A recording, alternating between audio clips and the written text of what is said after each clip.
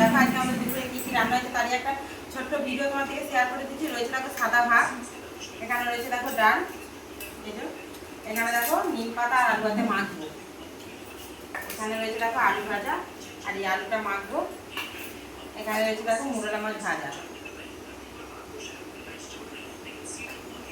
এখানে রয়েছে দেখো ডাঁটা দিয়ে আলু দিয়ে মুরলা মাছের একটা তরকারি করেছি।